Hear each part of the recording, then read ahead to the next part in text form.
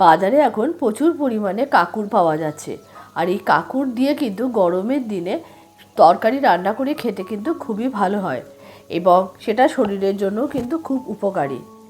আজকে আমি আপনাদের সাথে শেয়ার করব মটর ডালের বড়া দিয়ে কাঁকুরের ডালনা রেসিপি।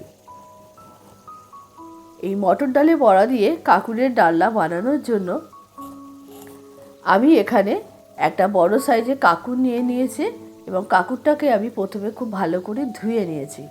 ধুয়ে নেওয়ার পর কাঁকুরটার আমি খোসা ছাড়িয়ে কাঁকুরটাকে পরিষ্কার করে নেব।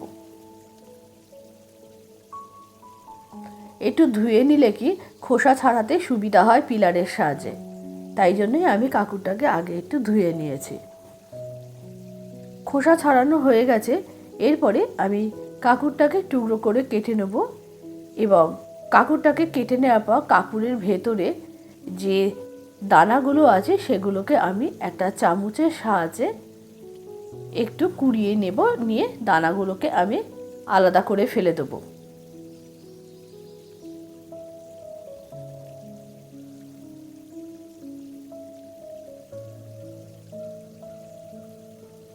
দেখুন এইভাবে আমি দানাগুলোকে সমস্ত বার করে নিয়েছি। এই দানা থাকলে কিন্তু কাঁকুর কিন্তু রান্না করলে কাঁকুরটা তিতো হবে খেতে। এই কাঁকুরকে কিন্তু অনেকে ক্ষীরাও বলে থাকেন। এবার কাঁকুরগুলোকে আমি ভালো করে পরিষ্কার করে নিয়েছি এবং কাঁকুরগুলোকে আমি টুকরো করে কেটে নেব। কাঁকুরগুলো টুকরো করে কাটা হয়ে গেছে।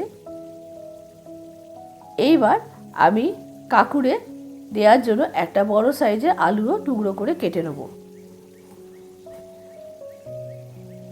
যেহেতু কাঁকুরের ডালনা তাই আমি এখানে আলু দিয়েছি। যদি এটা কাঁকুরের ঘন্ট হতো তাহলে কিন্তু আমি এখানে আলুটা দিতাম না।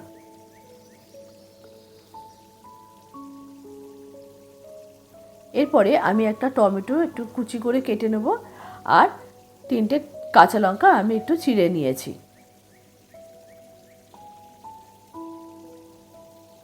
সমস্ত সবজি আমার কেটে গোছানো হয়ে গেছে।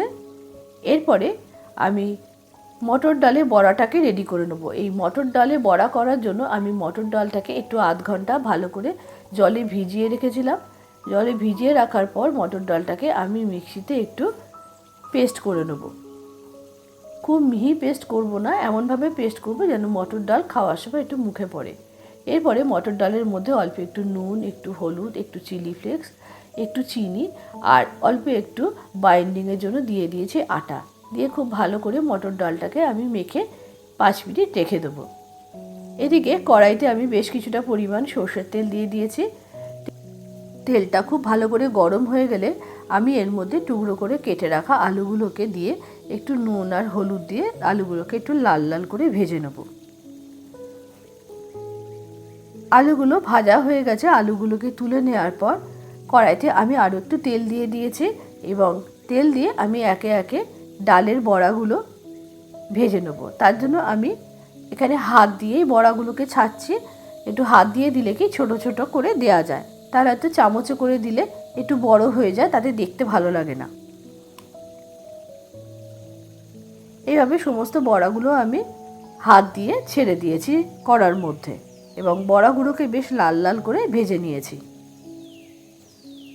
বড়াগুলো বেশ ভালো করে লাল লাল করে ভেজে নিয়েছি এবং বড়াগুলো তুলে নেওয়ার পর ওই তেলের মধ্যে দিয়ে দিয়েছে একটু কালো জিরে এবং 2টো শুকনো লঙ্কা ফোড়ন এবং একই সাথে দিয়ে দিয়েছি চেরা কাঁচা লঙ্কাগুলো এবং টমেটোর কুচিটা।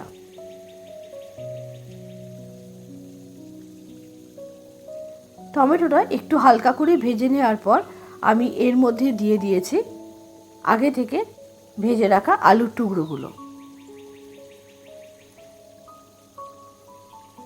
কেননা আলুটা সিদ্ধ হতে সময় লাগে, তাই ভাজা আলুগুলো আমি প্রথমে দিয়ে দিয়েছি। আর তারপরে দিয়ে দিয়েছি এর মধ্যে আমি 1 চামচ আদা বাটা। আদাটা দিয়ে আমি আলুর সাথে আর একবার একটু ভালো করে কষিয়ে নিয়েছি এবং এরপরে দিয়ে দিয়েছি টুকরো করে কেটে রাখা কাঁকুরগুলো।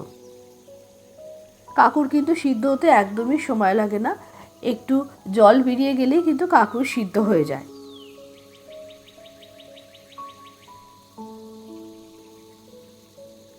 এবার এবার কাঁকুর এবং আলু সমস্ত ভালো করে একসাথে কষিয়ে নিয়েছি। এই সময় এর মধ্যে দিয়ে দিয়েছি স্বাদ অনুযায়ী লবণ। এবার কাঁকুরটা সিদ্ধ হতে বসিয়েছি, আর এদিকে আমি একটা মশলার পেস্ট বানিয়ে নেব। তার জন্য আমি দিয়ে দিয়েছি 3 চামচ গুঁড়ো দুধ, একটু হলুদ, স্বাদ অনুযায়ী চিনি, একটু দিয়ে দিয়েছি কাশ্মীরি রেড চিলি পাউডার, আর দিয়ে দিয়েছি একটু ভাজা জিরের গুঁড়ো।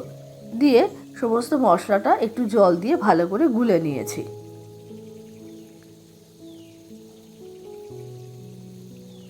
এখানে মশলা বলতে এইটুকুই দিতে হবে।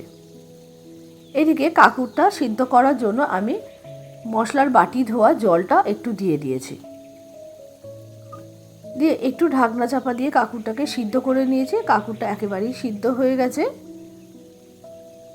এরপরে আমি এই যে মশলার পেস্টটা গুলে রেখেছিলাম, সেই মশলার পেস্টটা আমি এর মধ্যে দিয়ে দিয়েছি। দিয়ে আমি কাঁকুরটাকে আবারও একটু সিদ্ধ করে নিয়েছি। কাঁকুরটা সিদ্ধ হয়ে গেছে। এই সময় নামানোর আগে আমি এর মধ্যে দিয়ে দিয়েছি ডালের বড়াগুলো। ডালের বড়াগুলো বেশি আগে দেওয়া যাবে না, কেননা তাহলে কিন্তু ডালের বড়াগুলো ভেঙে যাবে। রান্নাটা একেবারেই রেডি হয়ে গেছে। কাঁকুর এবং আলু সমস্ত কিছু সিদ্ধ হয়ে গেছে। এরপরে নামানোর আগে দিয়ে দিয়েছে আমি এর মধ্যে 2 টিস্পুন মতো ঘি।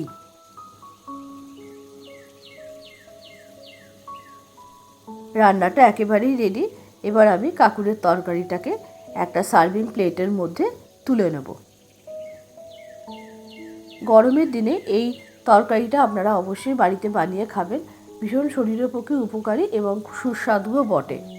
আর এইভাবে হালকা করে বানিয়ে নিলে খেতেও কিন্তু খুব ভালো লাগবে। আর গরমের দিনে প্রথম পাতে কাঁকুরের তরকারি থাকলে কিন্তু খাওয়াটা একদম জমে যাবে। আজকের রেসিপিটা আপনাদের কেমন লাগলো অবশ্যই একটু কমেন্ট করে জানাবেন। যদি ভালো লেগে থাকে অবশ্যই একটু লাইক করে বন্ধুদের মধ্যে শেয়ার করে দেবেন। আর যদি ফেসবুক থেকে দেখে থাকেন তাহলে একটু পেজটি ফলো করে দেওয়ার জন্য অনুরোধ রইল। আর যদি ইউটিউব থেকে দেখে থাকেন তাহলে একটু চ্যানেলটি সাবস্ক্রাইব করে দেওয়ার জন্য অনুরোধ রইল। আবারও দেখা হবে পরবর্তী ভিডিওতে আর একটা নতুন কোনো রেসিপির সাথে।